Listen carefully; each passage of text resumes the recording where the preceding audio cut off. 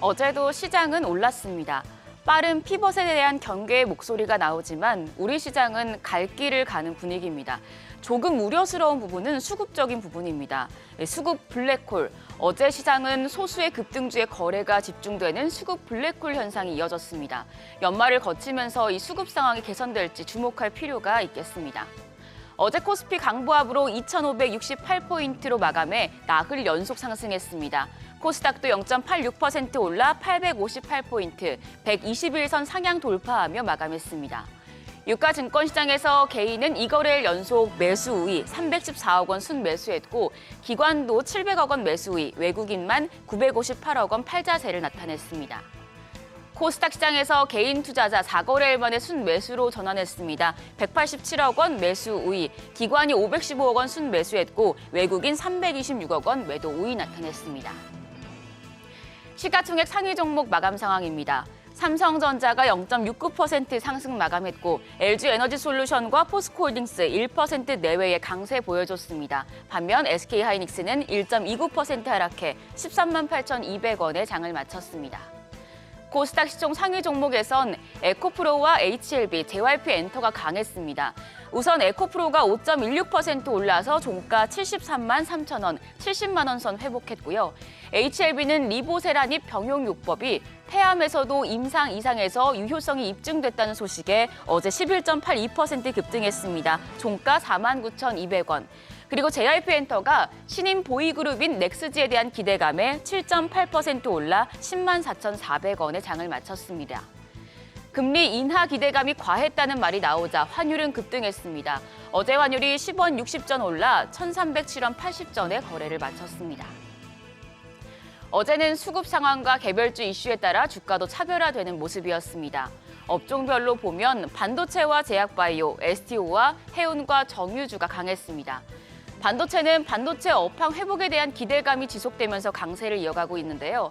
삼성전자와 SK하이닉스가 내년 반도체 투자를 20% 이상 늘린다는 소식이 나왔고 여기에 더해서 네이버와 삼성전자가 공동 개발한 AI 반도체를 공개하면서 시장 기대감을 키웠습니다.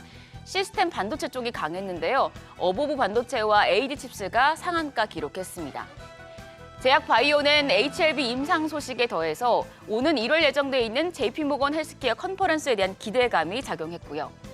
STO 테마, 미술품 조각 투자 전문 업체인 열매컴퍼니가 발행한 국내 1호 투자계약 증권이 청약 개시 1시간 만에 목표 금액을 달성하면서 흥행에 성공하자 다시 주목받았습니다.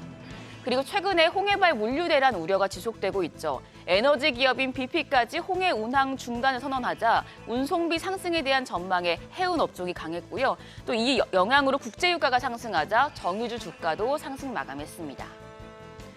어제 시장의 거래 대금이 몇몇 소수의 급등주에 집중됐습니다.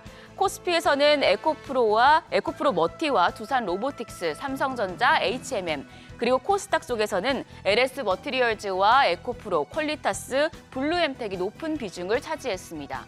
투기 수요가 집중되면서 수급 블랙홀 현상이 여전합니다. 그래서 올해 퀄리티나 고배당 아니면 로울볼 같은 스타일 전략 수익률이 그렇게 좋지 않았습니다. 대주주 기준 완화 발표와 연말을 거치면서 수급 상황이 개선돼야 증시 전반이 뚜렷한 반등을 보일 수 있겠습니다. 신한투자증권은 내년 코스피 2,800포인트를 전망하면서 남은 연말에 내년의 실적 개선 업종 위주로 포트폴리오 전략을 선호한다고 밝혔습니다. 하나증권의 퀀트 보고서 보겠습니다. 우리나라는 액티브보다는 패시브 펀드의 규모가 커서 요즘에 패시브가 낳은 괴물, 패낙괴라는 말까지 나오고 있죠. 하나증권은 이 기관 패시브 펀드들이 추종하는 코스피 200, 그리고 외국인 패시브가 추종하는 MSCI 코리아의 신규 편입에 주목을 했습니다.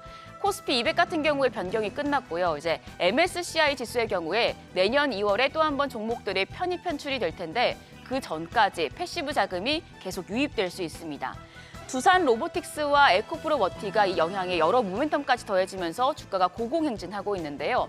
지수 산정일이 1월 중순에서 말 정도인데 그때까지 두산 로보틱스가 18만 100원, 그리고 에코프로 머티가 27만 5천 원까지 오르게 되면 편입이 실패됩니다.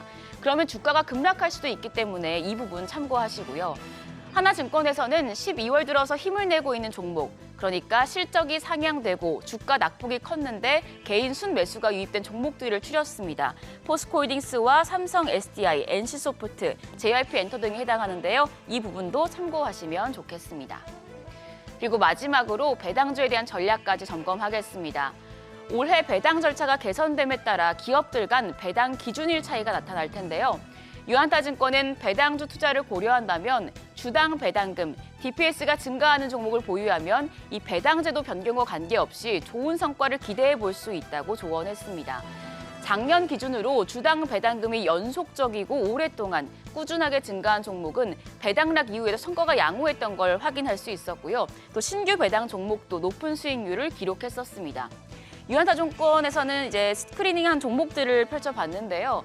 신규 배당 종목으로는 GKR과 YG플러스가 해당하고 3년 연속 DPS가 증가한 종목 중에서 배당 수익률이 2% 이상인 종목은 한전 KPS와 LG 헬로비전, 메가스터디 교육, BGF 리테일, 나이스 정보통신 등이 해당합니다. 만약 배당주 투자하신다면 이 보고서 내용도 체크하시면 좋겠습니다. 그럼 수요일장 개장도 머니쇼와 함께하세요. 어제장 오늘장이었습니다.